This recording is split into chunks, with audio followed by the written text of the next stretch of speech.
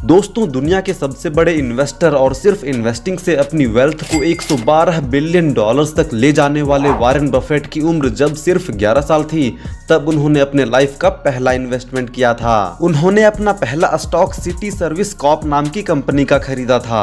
उस टाइम पे इस कंपनी का पर शेयर $38 में सेल हो रहा था, तो उन्होंने $114 में इस कंपनी के 3 शेयर्स को खरीदा था। और गाइज, उन्होंने 3 ही शेयर्स को इसलिए खरीदा था क्योंकि उस टाइम उनके पास इतने ही पैसे थे, और उनका उन शेयर्स को बाय करने का सबसे बड़ा रीजन ये था कि वो कंपनी काफी लंबे टाइम से लगातार प्रॉफिट कमाती आ रही थी और अपने इन्वेस्टर्स को डिविडेंड्स भी पे कर रही थी। लेकिन लास्ट कुछ ईयर से उस कंपनी ने डिविडेंड्स पे नहीं किए थे, जिस वजह से उस कंपनी के पास $100 पर शेयर के हिसाब से कैश जमा हो गया था। यानी कि जितने में उस कंपनी के शेयर्स बिक रहे थे, उससे भी अधिक कैश उस कंपनी के पास ऑलरेडी जमा हो गए थे। और ये बात वॉरेन बफेट को कहीं से पता लग गया था, इसलिए उस टाइम पे उनके पास टोटल जितना भी अमाउंट था वो सभी उन्होंने उस कंपनी में इन्वेस्ट कर दिया। अब दोस्तों, यहाँ पे सीखने वाली बात यह है कि आजकल ज्यादातर लोग जो इन्वेस्टिंग की दुनिया में पहली बार एंटर करते हैं, अपने लाइफ का पहला शेयर खरीदते हैं, तो स्टॉक मार्केट में बस किसी के बोलने से ही किसी भी आलतू फालतू या बेकार सी कंपनी का शेयर खरीद लेते हैं, कोई सिंपल सा लॉजिक लगा के, जिस वजह से उनके पहले इन्वेस्टमेंट में ही लॉस हो जाता है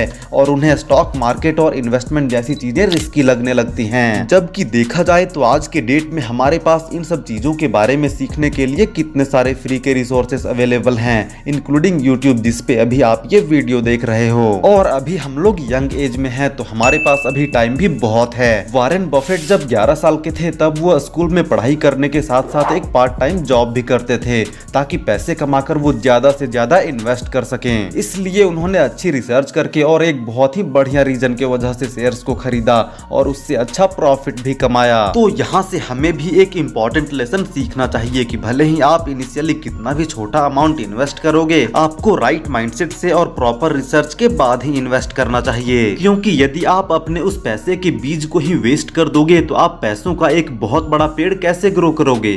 तो इसलिए जब आप अपने पॉकेट मनी से या अर्निंग से सेव करके पैसों को इन्वेस्ट करोगे और खुद अपनी आंखों से उसे ग्रो होते हुए देखोगे और अपने लाइफ की छोटी छोटी गोल्स और माइलस्टोन्स को अचीव करके थोड़ी थोड़ी सक्सेस हासिल करोगे, तभी आप आगे बढ़ोगे। और फ्यूचर में जब आपकी अर्निंग्स बढ़ेगी, तब एक बड़ा अमाउंट भी इन्वेस्ट करने का कॉन्फिडेंस मिलेगा। सो गाइज, आज की इस वीडियो में हम ये जानेंगे कि आप जो अपना पहला इन्वेस्टमेंट करोगे, चाहे वो कितना भी छोटा या बड़ा अमाउंट हो, उसे कहां और कैसे इन्वेस्ट कर सकते हो, और आपको इन्वेस्टिंग स्टार्ट करने के लिए कैसी स्ट्रैटेजी चाहिए, और आप अपने इन्वेस्टमेंट्स को किस बेसिस पे पिक करोगे। तो ये सभी वैल्यूएबल लेसन्स इस वीडियो में आपको मिलेगा, सो प्लीज वीडियो को पूरा देखना। और यदि आप अभी 20s में हो, तो फिर ये वीडियो आपके लिए और भी ज्यादा इंपॉर्टेंट होने वाला है। अब दोस्तों, काफी सारे लोगों के मन में सबसे बड़ा सवाल ये होता है कि छोटे मोटे इन्वेस्टमेंट से हमारा क्या होगा, या हमें कम से कम कितने अमाउंट से एक्चुअल में इन्वेस्टिंग स्टार्ट करनी चाहिए। तो आपको इस क्वेश्चन का आंसर वीडियो के पहले पार्ट में ही मिल गया होगा, क्योंकि जितने भी बड़े से बड़े इन्वेस्टर्स हैं, like Warren Buffett, Jim Simons, Peter Thiel, Rakesh Jhunjhunwala and Radha Kishan Damani, ये सभी वो लोग हैं जो अपनी नेटवर्थ को बिलियंस ऑफ डॉलर्स तक ले गए। लेकिन ये सभी एक टाइम पर छोटे इन्वेस्टर ही थे। लाइक वॉरेन बफेट ने अपनी इन्वेस्टिंग की जर्नी सिर्फ $114 से स्टार्ट किया था, वहीं राकेश झुनझुनवाला ने भी अपनी इन्वेस्टिंग जर्नी सिर्फ $5000 से स्टार्ट किया था और अपना नेटवर्थ को 48,000 करोड़ रुपए तक ले गए। दोस्तों, ज्यादातर लोगों का ऐसा माइंडसेट होता है कि हमारे पास ज्यादा पैसा आएगा तब इन्वेस्टिंग स्टार्ट करेंगे,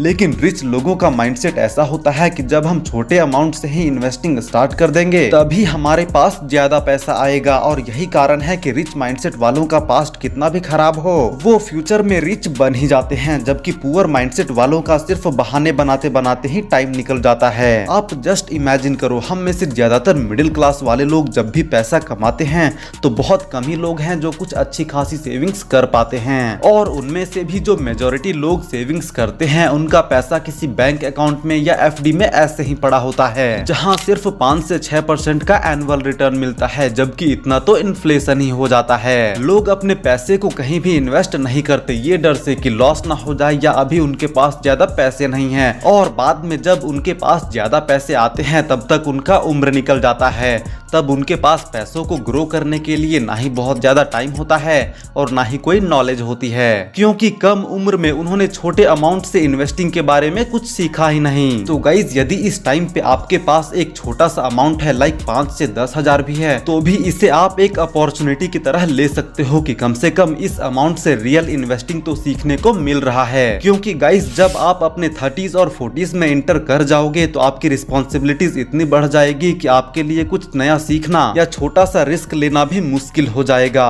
लेकिन हो सकता है कि इन्वेस्टिंग की वजह से आप अपने 40s में ही फाइनेंशियली फ्री हो जाओगे। सो यदि इस टाइम पे आपके पास एक छोटा सा अमाउंट भी है, उसी से इन्वेस्टिंग स्टार्ट कर दो।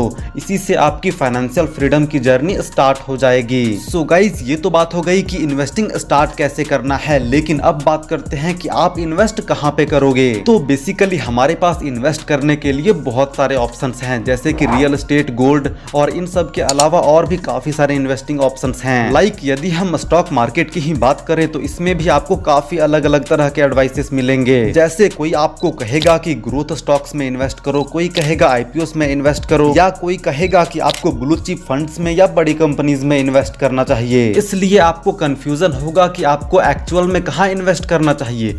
तो गाइस सबसे पहले तो आप रियल एस्टेट में इन्वेस्ट कर नहीं सकते, क्योंकि इसके लिए बहुत बड़ा अमाउंट चाहिए होगा और लोन लेकर प्रॉपर्टी बिल्ड करना एक बैड आइडिया है, बिकॉज इससे आप कंपाउंडिंग के खिलाफ जाते हो। और यदि गोल्ड की बात करें तो गोल्ड में इन्वेस्टमेंट आपको सिर्फ इन्फ्लेशन से बचाता है, एक्चुअल में इसकी वैल्यू नहीं बढ़ती। उसके बाद यदि कुछ सिलेक्टेड फंड्स में इन्वेस्ट करोगे तो आपको सिर्फ 10% तक का ही रिटर्न मिलेगा, लेकिन स्टॉक मार्केट से आपको 10% से अच्छा रिटर्न काफी आसानी से मिल सकता है। और हर एक एक्स्ट्रा परसेंटेज पॉइंट पे आपकी वेल्थ लॉन्ग टर्म में बहुत ज्यादा स्पीड से ग्रो होगी। जैसे कि यदि आप किसी स्टॉक से एनुअली 10% का एवरेज रिटर्न ले पाते हो तो आपका 1 लाख रुपया 25 साल में 12 लाख रुपए बनेगा। और यदि आपको एनुअली 15% का रिटर्न मिलता है तो आपका 1 लाख का इन्वेस्टमेंट सेम टाइम पीरियड में 41 लाख रुपए बनेगा। लेकिन यदि आप किसी स्टॉक से 20% का एनुअल रिटर्न ले पाते हो तो सिर्फ 1 लाख से ही 25 साल में 1 करोड़ 42 लाख रुपए बन जाएगा।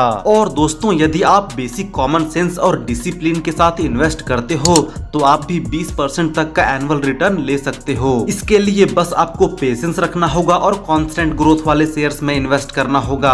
आपको सिर्फ बुल रन्स में चलने वाले शेयर्स को नहीं खरीदना है। जैसे कि इस तरह से चलने वाले स्टॉक्स के बारे में आपको न्यूज में और हर जगह से तभी सुनने को मिलता है जब ये ओवर प्राइस्ड होती हैं, और अक्सर लोग इसी ट्रैप में फंसते हैं क्योंकि हर कोई सही टाइम को आइडेंटिफाई नहीं कर पाता। उसके बाद आपको पेनी स्टॉक्स लाइक 1 से 10 रुपए के शेयर्स बिल्कुल भी नहीं खरीदने, क्योंकि ये कंपनीज अक्सर लॉस में होती हैं। उसके बाद आपको बड़ी कंपनीज का सिर्फ नाम देखकर ही शेयर्स नहीं खरीदना है, क्योंकि जरूरी नहीं कि जो कंपनी कंज्यूमर्स के लिए अच्छी हो वो इन्वेस्टर्स के लिए भी अच्छी होती है। स्टॉक मार्केट में मैक्सिमम टाइम वो कंपनीज ज्यादा रिटर्न देती हैं जिनका आपने नाम ही नहीं सुना होता। इसलिए आपको किसी भी तरह का इन्वेस्टमेंट पिक करने से पहले प्रॉपर रिसर्च जरूर से कर लेना चाहिए। तो गाइस उम्मीद करते हैं कि आप इस वीडियो का मैसेज समझ गए होंगे कि आपको कोई भी इन्वेस्टमेंट पिक करने से पहले कौन सी गलती नहीं करनी। और यदि आपको इस वीडियो से थोड़ी सी भी वैल्यू मिली हो तो प्लीज वीडियो को लाइक करो एंड चैनल को सब्सक्राइब